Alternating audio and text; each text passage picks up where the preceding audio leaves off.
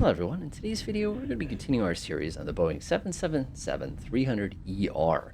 The focus of this video, of course, is going to be kind of getting into the climb, doing some cruising work, and of course getting ready for descent. We'll save landing for the next video kind of a thing. So I'm sitting here way in the back, and I love this little United advertisement. I think that's just kind of fun.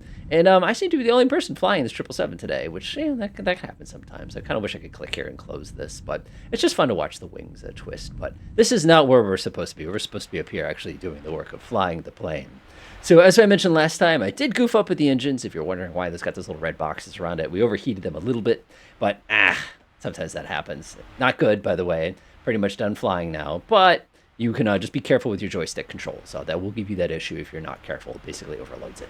Anyway, so right now our aircraft is in the climb phase of our journey here, which is pretty straightforward. Not really a lot to really be concerning yourself with. The real world, of course, for me as a real pilot, the big thing for me is going to be traffic and kind of keeping an eye for any of that, basically on our way up, because usually those transitions in and out of airports are when a lot of bad things happen.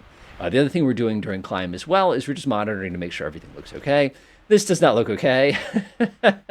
Like I said, it's one of those little boo-boos that got to be careful with your controls. But hey, better I warn you about it and you know what's causing it than kind of it surprising you later on. Some people do manual throttle and turn on auto throttle later. Completely up to you, again, depending on what you want to do for that. So what I like to do now is I like to run through my systems and make sure everything's okay.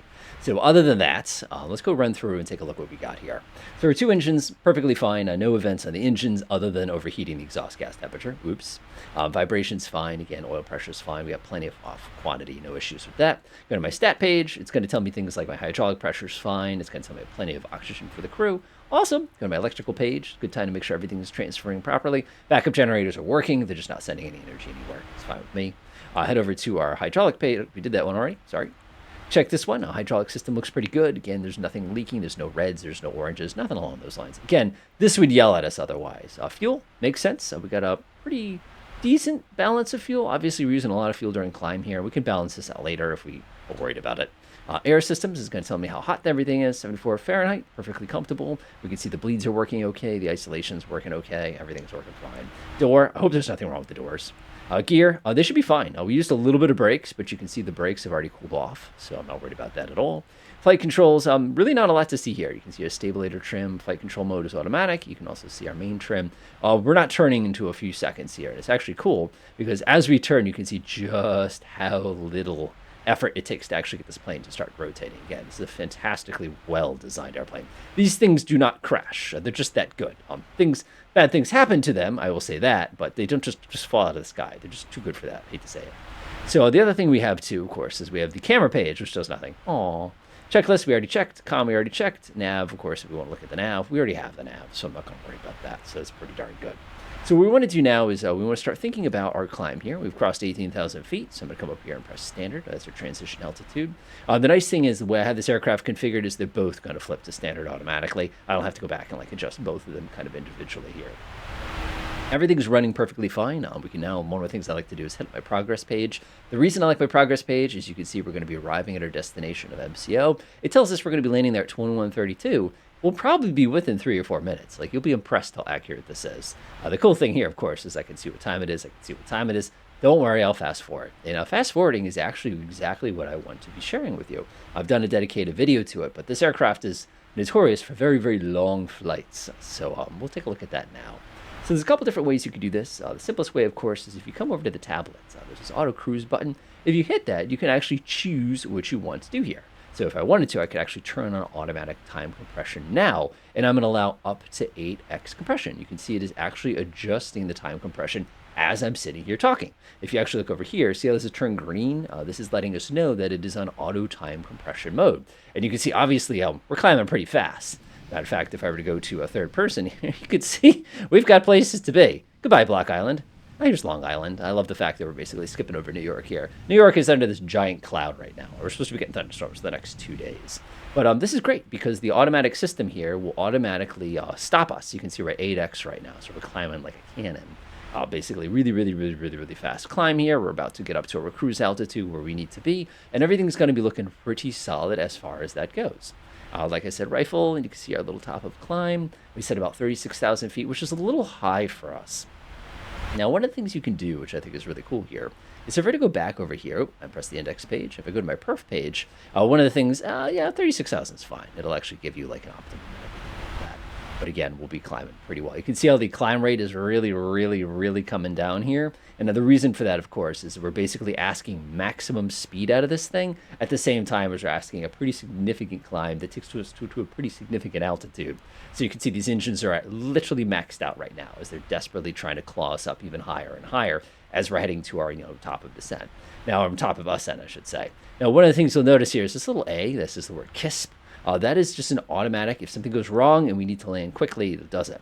The other thing you probably observed is everything just slowed down. And now the reason it did that is this program is smart enough to slow us down to 1x automatically when we hit the point that we are basically about to hit that next major waypoint. We need to make a big turn. But as you've noticed, it feels like we're traveling in slow motion.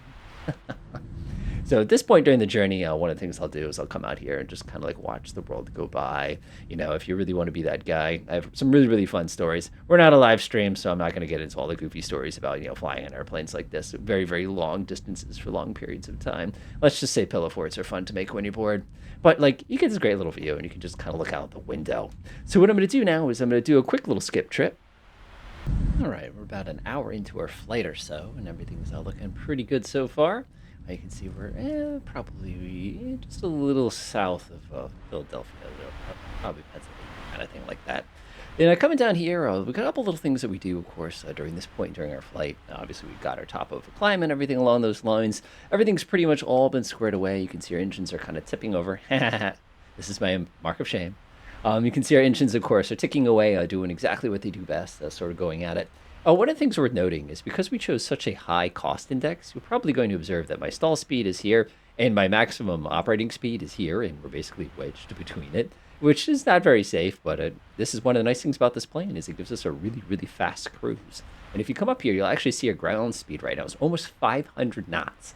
So we are not moving slow here. And even with that really, really nasty crosswind, basically a perfect crosswind here, you can see it's not really doing much to our actual speed. It's making us maybe 2 knots slower, which is not bad. It's actually pretty slow for wings at this altitude. Now, there's a couple things I like to do once we get up to altitudes like this, and we're basically get into the pull out the book and relax segment. And actually, one of the things I'll do while I'm talking here, I'll leave autos on.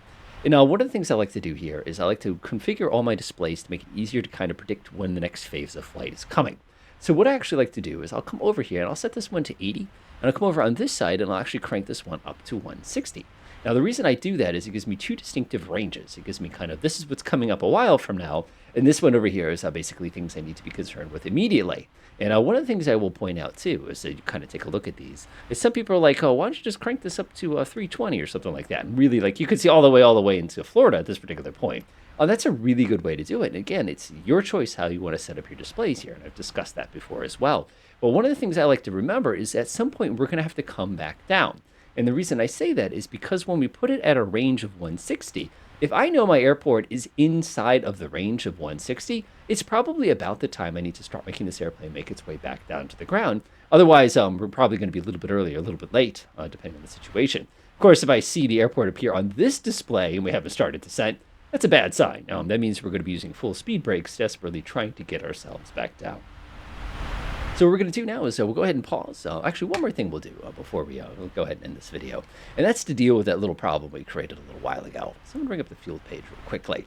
Do you remember that we have an imbalance between our 2 fuel tanks here? We have 20.3 on one side. It's not really 20.3. It's 20.24 or something like that, and you can see them try to balance each other out.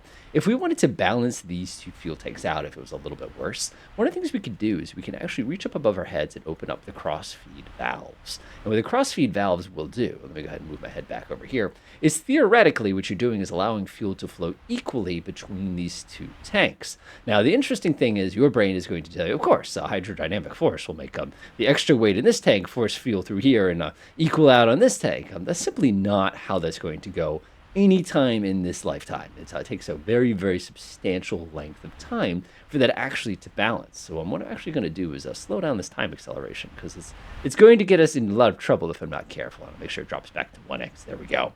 If we really wanted to balance these two fuel tanks, what we would actually have to do is shut off the fuel pumps on this side to basically draw fuel across. I'm sorry. We'd have to shut off the fuel pumps on one side to basically have the other side do all the work and basically draw fuel into it. So if I were to come in here and shut off the right fuel pumps, what that will do is that will now shut these off, which means now we're pulling fuel only out of one side. And as you can see, when I do that, it only sucks fuel out of the wrong side. It is an unintuitive experience here. Now, if I flip that back around, you will see now that we're actually, did you see how fast that blew through that fuel? So as soon as I look down, you can see we're now at 19.3. And before I'm able to reach up above my head and press it one more time, you can now see that we're pulling fuel specifically from the right main engine fuel tanks here. We're basically leaving this fuel tank alone. The important thing here, again, is that crossfeed is enabled to enable this process to happen. Now, this happens very, very quickly. So as soon as that happens, you basically have to run above your head and slam these closed. And of course, you're going to get a bunch of warnings about engine fuel pressure because we didn't give this enough time to boot up. But of course, you can see very, very clearly here that we now have equal fuel going basically on each side of our aircraft here. And of course, you'd want to wait for the pressure to come up. And again, 100 pounds of fuel is not that much of an imbalance. This is if you had a substantial imbalance. It's just kind of one of those chores that you have during your normal flight.